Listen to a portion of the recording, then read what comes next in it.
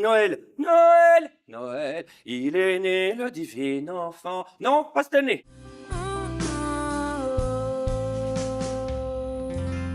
Mais savons-nous vraiment ce que nous fêtons? Bon, vous allez me dire qu'on fête la naissance du petit Jésus, c'est évident! Ah, ça serait si beau de réintroduire un peu de spiritualité dans la fête de Noël et de remettre le Christ dans l'équation. Mais la question est, y a-t-il déjà été dans l'équation? On sait tous que Jésus est né le 25 décembre de l'an 0. Mais non, c'est pas vrai, ça existe pas l'an 0.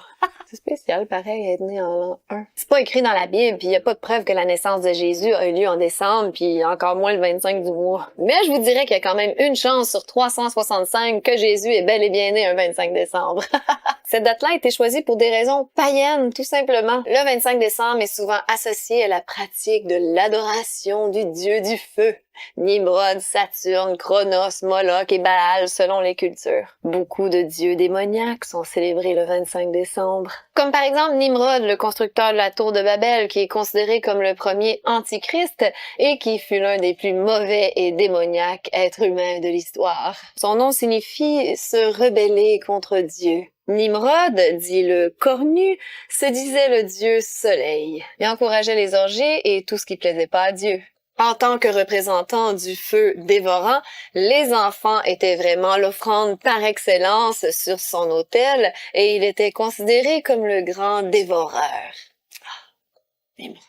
Nimrod est allé jusqu'à épouser Sémiramis, sa propre mère. Ah ben oui, un petit mariage incestueux. Pourquoi pas? Leur fils Tammuz, qui était vu comme la réincarnation de Nimrod, est né le 25 décembre. Et après sa mort, pas très glamour dans les bois, sa mère a affirmé qu'un conifère avait poussé durant la nuit à partir d'une souche d'arbre mort. Sémiramis racontait qu'à chaque année, à son anniversaire, le 25 décembre, Tammuz venait y déposer des présents pour le peuple. Le Vatican a choisi cette date-là pour célébrer la naissance de Jésus, mais bon, on fêtait déjà à cette même date-là la naissance de Tammuz, le fils de l'Antichrist, des milliers d'années avant que Jésus vienne sur Terre. Tammuz était aussi nommé Moloch ou Baal par les druides. C'est le démon Moloch là, que l'élite aime tant vénérer. Le démon qui exige des sacrifices d'enfants là, puis qui tripe sur l'odeur des enfants brûlés vifs.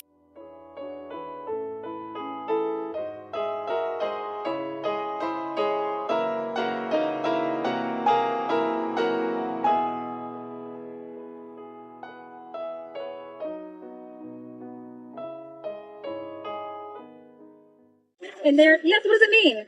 Is our ball touching you? It means a lot of different things, but I mean, it's what's important to me. I don't think it's not really for other people to really know about.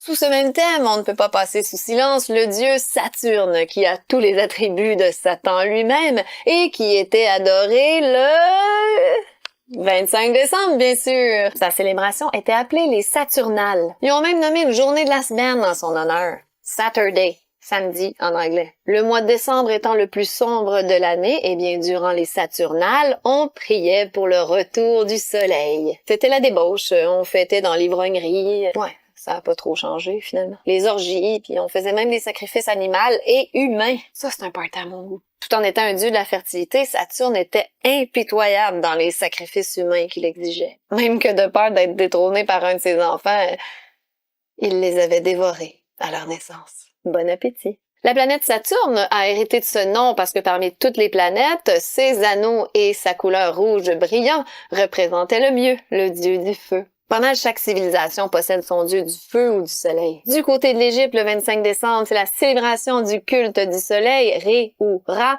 et d'Osiris, dieu de la fertilité. En Perse, c'est le culte du dieu soleil Mitra. En Grèce, c'est le culte du dieu soleil Hélios et de Dionysos, également dieu de la fertilité et du vin. À Rome, bien avant la naissance de Jésus, c'était le culte du Sol Invictus, le soleil invaincu, pour célébrer le solstice d'hiver. Et plus tard, la naissance de Jésus a été rajoutée par Constantin pour assimiler les chrétiens à ses cultes païens. Ah, l'Empire romain.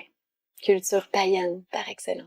La fête de Noël a donc servi à remplacer l'adoration du soleil, Sun, par l'adoration du Fils, Sun. Même si les Romains ont arrêté assez tôt de faire des sacrifices humains, Le sang continuait de couler avec les gladiateurs pendant les fêtes saturnales en décembre. Le sang des gladiateurs qui coulait représentait une offrande en sacrifice à Saturne. Tous les symboles de la fête de Noël sont d'origine païenne.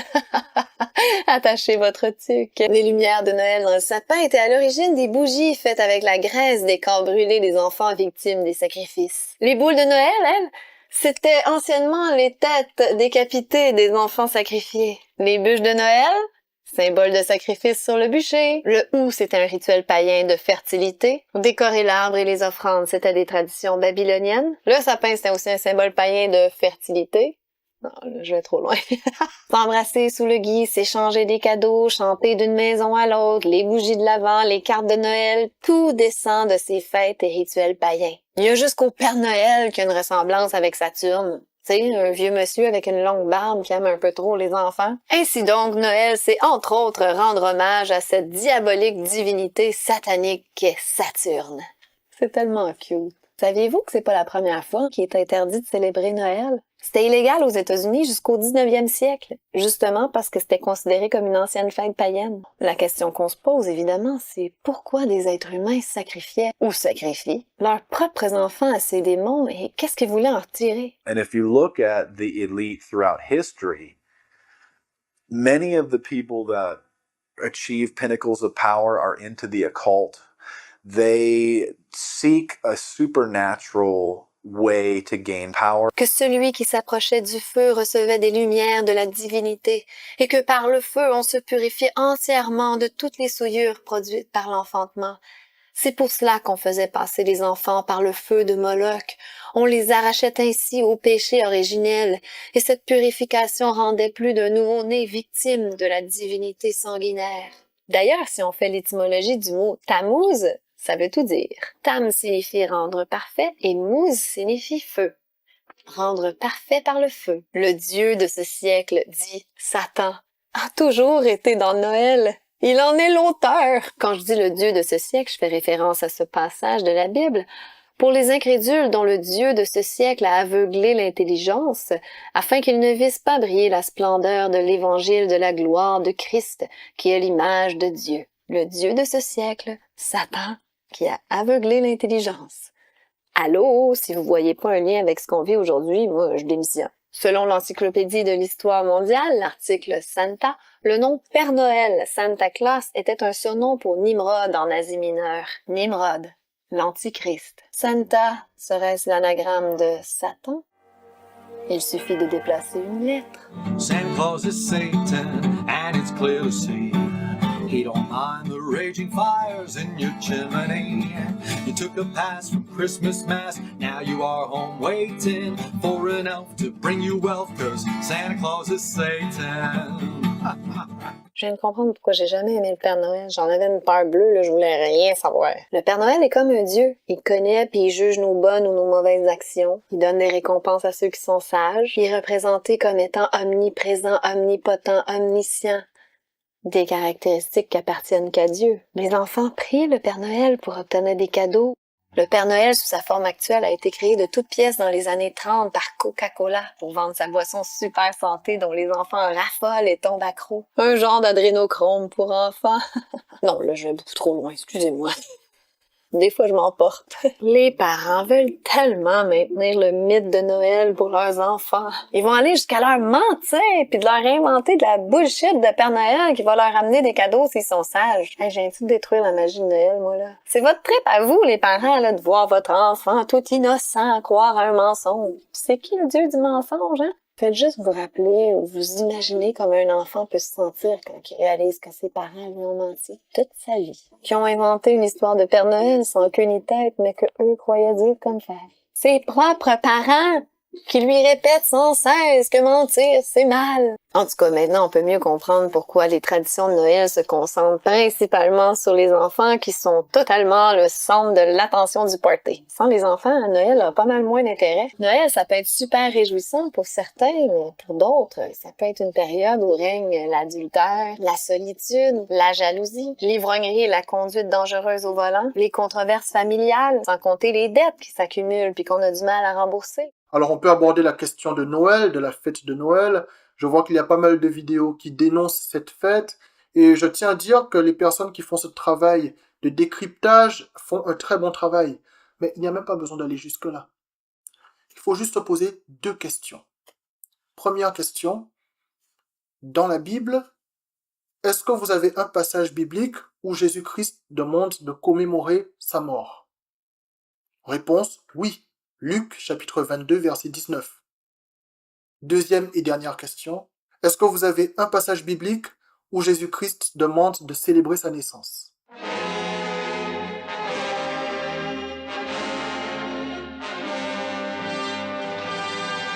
La question est réglée.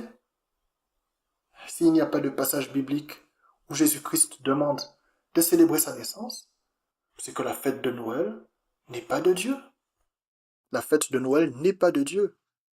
Et la fête de Noël attire les démons. C'est facile à prouver. Le Père Noël, il a des lutins. Allez voir la définition de lutin dans le Larousse. Qu'est-ce qu'un lutin? Petit démon malicieux. Voilà. Quand vous ne respectez pas la Bible, les démons ont un boulevard devant eux. Voilà comment la fête de Noël est parvenue à mettre en avant les démons.